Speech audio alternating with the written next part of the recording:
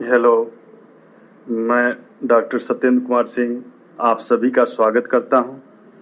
आज हम लोग समाज प्रसिद्ध समाजवादी विचारक जयप्रकाश नारायण के बारे में अध्ययन करेंगे। जयप्रकाश नारायण का जन्म 11 अक्टूबर 1902 ईस्वी को हुई थी। वे जयप्रकाश नारायण ने अपने राजनीतिक जीवन का आरंभ एक गांधीवादी असहयोग आंदोलनकारी तथा भगवत गीता के दर्शन के विद्यार्थी के रूप में किया था। उनका जन्म बिहार के सारण जिले में हुआ था। उनके पिता का नाम बाबू हरसु दयाल था।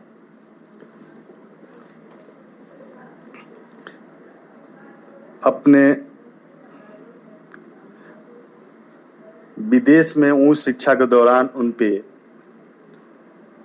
मार्क्सवादी साम्यवादी विचारों का प्रभाव पड़ा था, लेकिन जब वे भारत उच्च शिक्षा हासिल कर भारत लौटे तो उनके ऊपर साम्यवाद से धीरे धीरे मोह भंग होने लगा और उन्होंने गांधीवादी समाजवाद के प्रति गांधीवादी समाजवाद का जो राजनीतिक चिंतन है उसके प्रति उनके मन में सहज ही आकर्षण हुआ।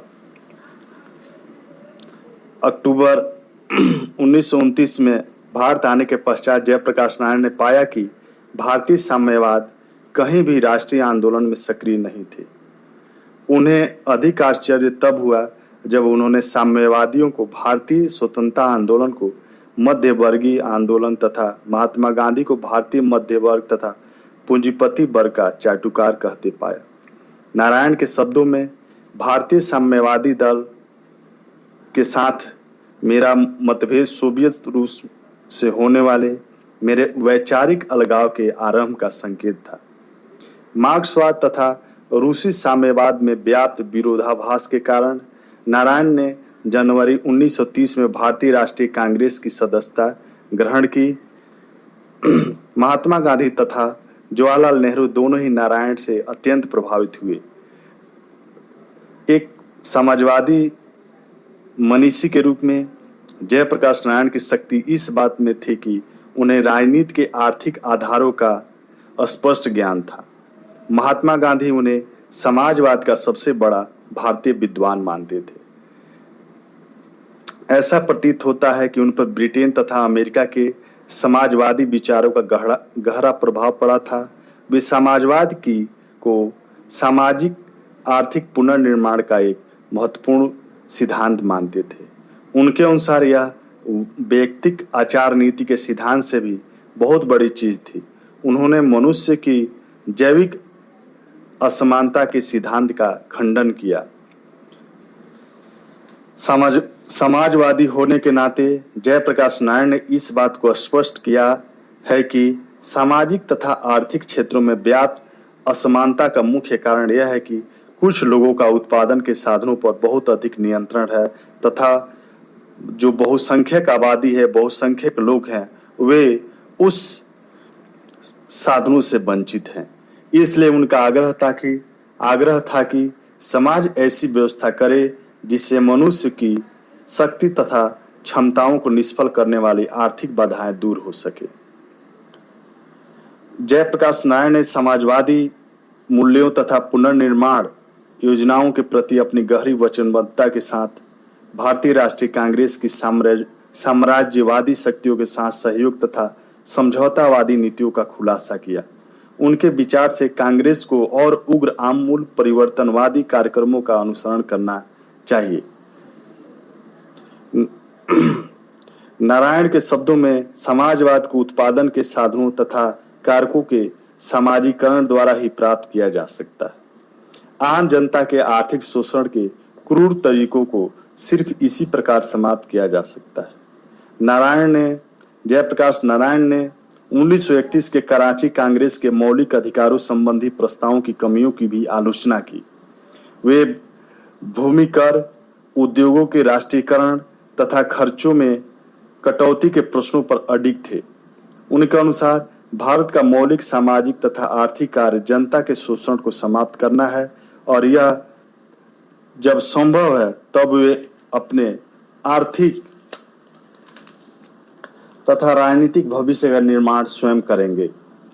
इसके लिए राष्ट्रवादियों तथा प्रगतिशील समाजवादियों के बीच सामंजस्य स्थापित करना आवश्यक है। 1934 में नारायण को यह पूर्ण विश्वास हो गया कि भारत की स्वतंत्रता समाजवाद के ही मार्ग पर चलकर प्राप्त की जा सकती है।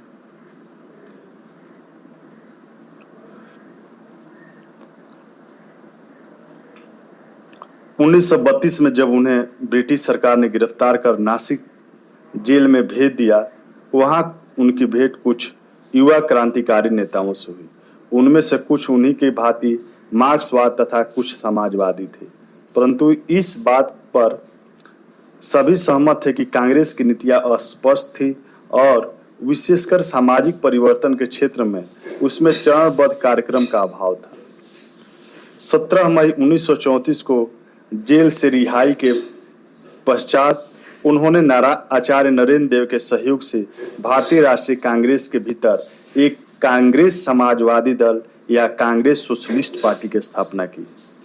इस उप दल का मुख्य कार्यक्रम कांग्रेस पर से मध्यम वर्ग के प्रभाव को कम करना तथा भारतीय राष्ट्रीय आंदोलन को जनता के आर्थिक तथा सामाजिक उत्थान के आंदोलन से जोड़ना था। कांग्रेस समाजवादी दल के 15 सूत्रीय कार्यक्रम की घोषणा भी दल की स्थापना के साथ ही कर दी गई।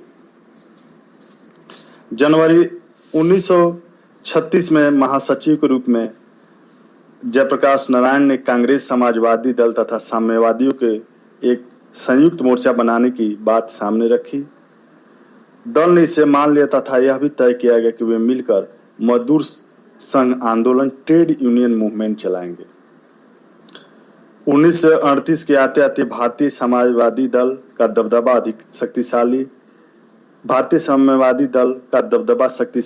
अखिल भारतीय मजदूर संघ सम्मेलन all India trade union conference पर स्थापित हो चुका था और अब वे कांग्रेस समाजवादी दल पर अपना नियंत्रण स्थापित करने की दिशा में अग्रसर थे। मार्च 1940 में कांग्रेस समाजवादी दल ने सभी साम्यवादियों को दल से निकालने का निर्णय लिया। साम्यवादियों के साथ जयप्रकाश नारायण का संबंध पूर्ण रूप से विच्छेदित तब हुआ। साम्यवादियों के साथ कहने का तात्पर्य यह है कि जयप्रकाश नारायण का जो संबंध था तब खत्म हुआ जब 1941 में रूस पर हिटलर के आक्रमण के पश्चात भारतीय साम्यवादियों ने स्वतंत्रता की सभी प्रकार की बातों को स्थगित कर युद्ध में मित्र राष्ट्रों का सहयोग करने की वकालत की। नारायण ने साम्राज्यवादी युद्ध में साम्यवादियों द्वारा मित्र राष्ट्रों के सहयोग करने के निर्णय की निंदा की तथा साथ ही स्वतंत्रता आंदोलन की धीमी गति के कारण स्वयं को कांग्रेस से अलग कर लिया तथा पूर्ण स्वतंत्रता की प्राप्ति तक सरकार के पूर्ण बहिष्कार की मांग करने लगे। सरकार ने उन्हें गिरफ्तार कर तत्कालीन बिहार के हजारीबाग जेल में भेज दिया। वहीं से 8 नवंबर 1942 की रात वे अपने 5 अन्य सहयोगियों के साथ अपने वस्त्रों से तैयार की गई रस्सी की सहायता से 22 फुट ऊंची जेल की दीवार फांदकर फरार हो गए। अगले 1 साल तक वे भारत एवं नेपाल के विभिन्न भागों में जाकर भूमिगत स्वतंत्रता आंदोलन चलाने का कार्य करते रहे और लाहौर के निकट सितंबर 1943 में उन्हें तब गिरफ्तार किया गया जब वे पठान कबीलाइयों को ब्रिटिश सरकार के विरुद्ध उकसाने हेतु कश्मीर जा रहे थे। लाहौर केंद्रीय कारागार में उन्हें दी जाने वाली कठोर प्रताड़ना की कहानी सारे भारत में फैल गई। 11 अप्रैल 1946 को अपने रिहाई के पश्चात नारायण का भूमिगत आंदोलन के शीर्षस्थ नेता के रूप में जनता ने सभी स्थानों पर स्वागत किया। 1946 में जयप्रकाश नारायण को भारतीय राष्ट्रीय कांग्रेस का अध्यक्ष बनाए जाने के प्रस्ताव को कांग्रेस कार्य समिति में मौजूद शक्तिशाली प्रतिक्रियावादी तत्वों ने नामंजूर कर दिया। इसके साथ ही नारायण के पास कांग्रेस छोड़ने का अतिरिक्त कोई विकल्प नहीं था। अतः 1948 में उन्होंने कांग्रेस से संबंध विच्छेद कर लिया। महात्मा गांधी के प्रभाव में वे यह मानते थे कि अच्छे उद्देश्यों की प्राप्ति हेतु साधन भी अच्छे होने चाहिए। समाजवादी दल के 8वें सम्मेलन को 1950 में मद्रास चेन्नई में संबोधित करते हुए उन्होंने कहा, समाजवाद आंदोलन का उद्देश्य स्वतंत्र तथा समान लोगों के एक समान समाज का निर्माण है, जो मानव तथा सामाजिक जीवन के कुछ ऐसे मूल्यों पर आधारित होगा जिनकी किसी भी विचारधारा अथवा दल की नीति या किसी भी प्रकार की कार्य साधकता के नाम पर कुर्बानी नहीं दी जा सकती। 1952 के प्रथम राष्ट्रीय आम चुनाव में पंडित जवाहरलाल नेहरू के नेतृत्व में भारतीय राष्ट्रीय कांग्रेस ने लोकसभा में भारी बहुमत प्राप्त किया। समाजवादी दल ने साम्यवादियों के बाद तीसरा स्थान प्राप्त किया। इस हार के पश्चात जयप्रकाश नारायण ने आचार्य जेबी कृपलानी के किसान मजदूर प्रजा दल के KMPD के साथ समाजवादी दल का विलय कर प्रजा समाजवादी दल या प्रजा सोशलिस्ट पार्टी का निर्माण किया। अब हम जयप्रकाश नारायण के जो समाजवादी विचार है उसके बारे में हम जानेंगे। 1940 के रामगढ़ कांग्रेस में प्रस्तुत अपने प्रस्ताव में जयप्रकाश नारायण ने सामूहिक स्वामित्व तथा नियंत्रण के सिद्धांत की चर्चा की। अपनी पुस्तक टुवर्ड्स फ्रीडम में उन्होंने लिखा कि स्वतंत्र भारत राष्ट्रों के बीच शांति की स्थापना, पूर्ण निःशस्त्रीकरण तथा राष्ट्रीय विवादों के शांतिपूर्ण निपटारे हेतु स्वतंत्र अंतर्राष्ट्रीय संस्था की स्थापना के तरीकों को तय करने की दिशा में कार्य करेगा। यह अपने पड़ोसी राज्यों, चाहे वे बड़ी शक्तियां हों अथवा छोटी, के साथ मैत्रीपूर्ण संबंध स्थापित करने की दिशा में प्रयास करेगा तथा किसी दूसरी राज्य की भूमि पर अधिकार करने का प्रयास नहीं करेगा। इस देश का कानून जनता की स्वतंत्र रूप से इच्छा पर आधारित होगा। व्यवस्था संचालन का अंतिम आधार जनता की अनुमति तथा सहमति होगी। स्वतंत्र भारतीय राज्य पूर्ण व्यक्तिगत, नागरिक एवं सांस्कृतिक तथा धार्मिक स्वतंत्रता को सुनिश्चित करेगा, परंतु भारतीय जनता द्वारा संविधान सभा के माध्यम से निर्मित संविधान को हिंसा के प्रयोग से समाप्त करने की स्वतंत्रता नहीं होगी। राज्य नागरिकों के बीच किसी भी प्रकार का भेदभाव नहीं करेगा। प्रत्येक नागरिक के पास समान अधिकार होंगे। जन्म तथा विशेषाधिकार संबंधी सभी भेदभाव मिटा दिए जाएंगे। सामाजिक विरासत तथा राज्य द्वारा प्रदत्त सभी उपाधियों को समाप्त कर दिया जाएगा। राज्य का आधार, राज्य का राजनीतिक तथा आर्थिक संगठन सामाजिक न्याय तथा आर्थिक स्वतंत्रता के सिद्धांतों पर आधारित होगा। इस संस्था का एकमात्र उद्देश्य लोगों की भौतिक आवश्यकताओं को पूरा करना ही नहीं होगा, बल्कि प्रत्येक व्यक्ति के नैतिक एवं बौद्धिक विकास तथा स्वस्थ जीवन शैली को बढ़ावा देना भी होगा।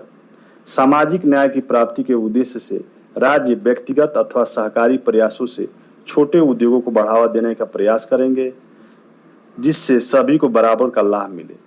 सभी बड़े उद्योगों को धीरे धीरे सामूहिक स्वामित्व तथा नियंत्रण में लाना होगा तथा इस कार्य का प्रारंभ राज्य भारी परिवहन, जहाज रानी, खान उद्योग तथा अन्य भारी उद्योगों के राष्ट्रीयकरण से करेगा।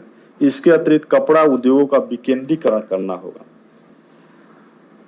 ग्राम्य जीवन को फिर से संगठित किया जाएगा तथा गांवों को जहां तक संभव हो सके स्वशासित एवं स्वावलंबी इकाइयों में बदलना होगा। देश के भूमि कानून में भारी बदलाव करने की आवश्यकता है, जिससे भूमि का स्वामित्व वास्तव में उस पर कृषि कार्य कर रहे किसानों को हो जाए तथा किसी किसान के पास अपनी आवश्यकता से अधिक भूमि न हो।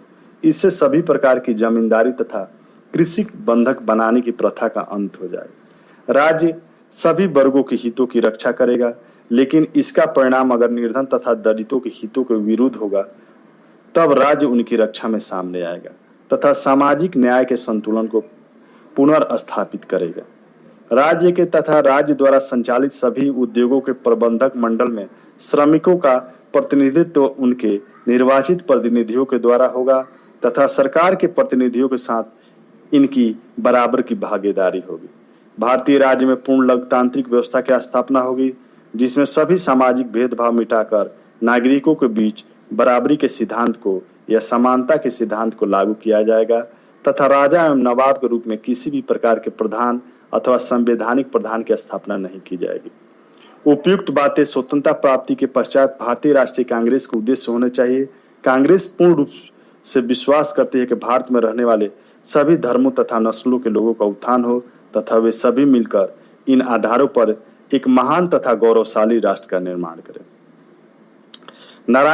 जयप्रकाश नारायण के अनुसार समाजवाद उन मूल्यों को विरुद्ध नहीं है जिनका लंबे समय से भारतीय संस्कृति ने पोषण किया है। भारतीय संस्कृति ने उन आदर्शों को सर्वोपरि माना है जो व्यक्ति को निम्न कोटि की वासनाओं तथा परिग्रह की वृत्ति से मुक्ति प्रदान करने में सहायक होते हैं। वस्तुओं का मिलजुल कर बांट कर उपभोग करना भारतीय संस्कृति का प्रमुख आदर्श रहा है। इसलिए आरोप हास्यास्पद है कि समाजवाद का सिद्धांत पश्चिम से लिया गया है। इसमें संदेह नहीं कि समाजवाद के व्यवस्थित आर्थिक सिद्धांतों का निरूपण पश्चिम हुआ, किंतु उसका आदर्शवाद भारतीय संस्कृति का ही अंग है। जयप्रकाश नारायण ग्रामीण जीवन के पुनर्संगठन के पक्ष में थे। वे चाहते थे कि गांवों को अधिक स्वायत्त तथा स्वावलंबी इकाइयों में परिणत किया जा सके। उनके अनुसार इसके लिए भूमि संबंधी कानूनों में आमूल परिवर्तन करने की आवश्यकता थी। उद्योगों तथा कृषि के बीच संतुलन केवल सहकारी प्रयासों के द्वारा ही संभव है।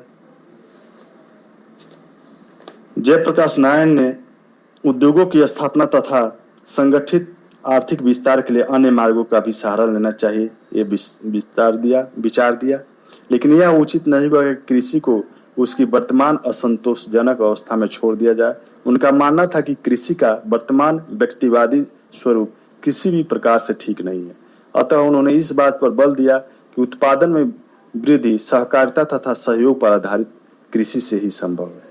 समाजवादी होने के कारण जयप्रकाश नारायण आर्थिक समस्याओं को प्राथमिकता देते थे। उनका आग्रह था कि देश की आर्थिक समस्याओं का तुरंत हल ढूंढने चाहिए। उनके अनुसार आर्थिक व्यवस्था तथा सांस्कृतिक जीवन के बीच कोई प्रत्यक्ष तथा अनिवार्य संबंध नहीं है, किंतु यह भी सत्य है कि आधारभूत आर्थिक आवश्यकताओं की पूर्ति के बिना सांस्कृतिक सृजनशीलता असंभव है। इसलिए जयप्रकाश नारायण उन परिस्थितियों के निर्माण के पक्ष में थे जिनमें समान अवसर के आदर्श को साक्षात्कृत किया जा सके। संस्कृति के फलने फूलने के लिए न्यूनतम आर्थिक स्तर की प्राप्ति अपरिहार्य है। आरंभ में जयप्रकाश नारायण ने मार्क्स से प्रभावित होने के बावजूद राज्य के समाप्त होने का विरोध किया। वे राज्य को समाजवादी ढांचे के निर्माण तथा सामाजिक पुनर्निर्माण का माध्यम मानते थे। महात्मा गांधी के प्रभाव में जयप्रकाश नारायण ने समाजवाद का लक्ष्य प्राप्त करने के लिए साध्य को महत्व देना आरंभ किया। यानी उनका मानना था कि साधन का महत्व दिया जाना चाहिए। अगर साधन उचित होगा तभी जाके साध्य भी उचित होगा, साध्य भी यथेष्ट होगा। मार्क्सवादियों द्वारा हिंसा के मार्ग का समर्थन उन्हें प्रभावित नहीं करता था।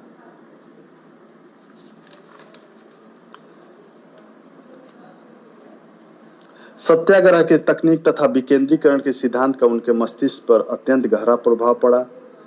कुछ वर्षों पश्चात जयप्रकाश नारायण ने यह अनुभव किया कि समाजवाद उनके द्वारा निर्धारित आदर्शों तथा मूल्यों को प्राप्त नहीं कर पा रहा है तथा मानवता को स्वतंत्रता, समानता, भाईचारे तथा शांति के महान उद्देश्यों को ले जाने में असमर्थ है।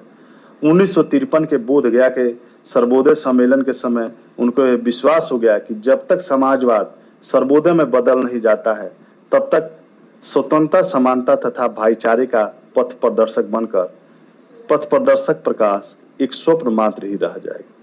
इसके पश्चात जयप्रकाश नारायण एक जीवनदानी हो गए। उनका झुकाव अब पूरी तरह से सर्वोदय की ओर हो गया, जो राज्य तथा शक्ति राजनीति यानी पावर पॉलिटिक्स के पूर्णतः विपरीत विचारधारा है। जयप्रकाश नारायण के अनुसार सर्वोदय ही नया समाजवाद है जो भारत की दृष्टि से पूर्णतः उचित है। जयप्रकाश नारायण भारतीय समाजवाद के क्षेत्र में एक महत्वपूर्ण व्यक्तित्व हैं। भारतीय स्वतंत्रता संग्राम में उनका सबसे बड़ा योगदान भारतीय समाजवादी आंदोलन को भारतीय राष्ट्रीय कांग्रेस से जोड़ना था। आचार्य नरेंद्र देव तथा नारायण जयप्रकाश नारायण ने समाजवादी विचारधारा को साम्राज्यवादी राजनीतिक आधिपत्य तथा देशी सामंतवाद की दास्ता से जनता को मुक्त करवाने की दिशा में मोड़ दिया। धन्यवाद।